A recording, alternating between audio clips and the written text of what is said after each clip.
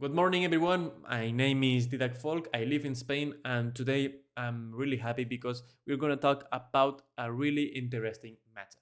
I'm from Spain. I love economics, and I want to share my interest with you and improve my English, and that's why I'm making this video. In today's video, we'll talk about how banks actually create money. That's really interesting. Most people imagine banks as a big balls full of cash. We deposit our money, the bank keeps it safe, and that's it. But the real story is much more interesting and much more dangerous. Banks don't just store money, banks create money. There are two kinds of banks: the banks that we use, the regular banks, and the central banks. The banks create money, but not the regular ones, but not by printing it. That's what central banks do. But they create money through lending. Let's see how it works.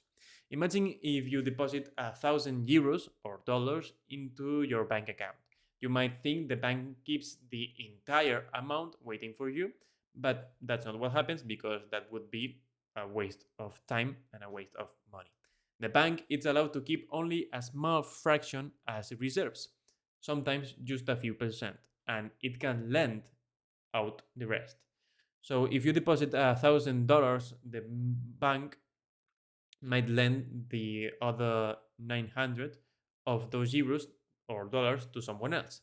Then that person spends the money, and whoever receives it, a shop, a landlord, a business, deposit back into another bank.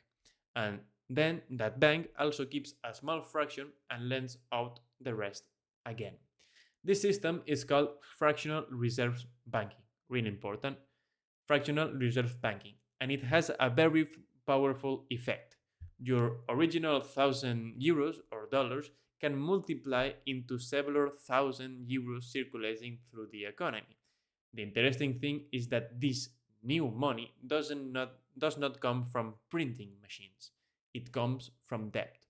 When a bank issues a loan, it creates a deposit, which means which people treat as real money. So banks create money by writing numbers into accounts. That sounds almost magical, but it's exactly how modern economies function. Now, you might be thinking, isn't this dangerous? Well, it can be, and it really is. This system only works because people trust that banks will always be able to give them their money back. If everyone tried to withdraw their money at the same time, what we call a bank run, the bank wouldn't have enough cash. This has happened many times in history. This is why central banks exist.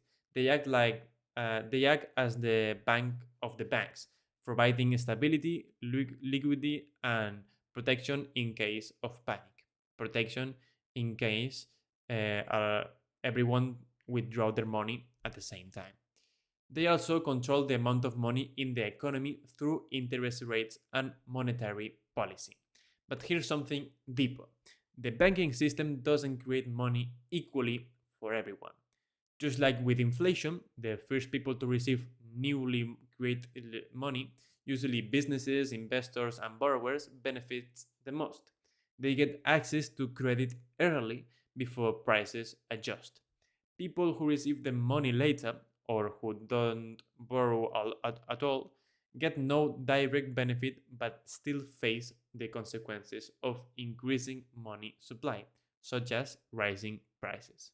So, once again, the economy has winners and losers. Another important point is that central banks themselves also create money, but on a much larger scale. When a central bank prints new currency or buys financial assets, it injects a huge amount of money into the system. And the result is similar. The value of each unit of money goes down because there's more of it. This is why many economists say that inflation often starts in the financial system, not in the supermarket. By the time the inflation shows up in consumer prices, the money has already flowed through the banks, governments, corporations, and financial markets. Understanding how money is created gives us a clearer view of how the economy actually works. Money isn't just coins and bills, it's credit, debt, trust, and the decisions made by banks and central banks every day. Most people live their entire lives without ever learning this, but once you understand it, you see the financial world with new eyes.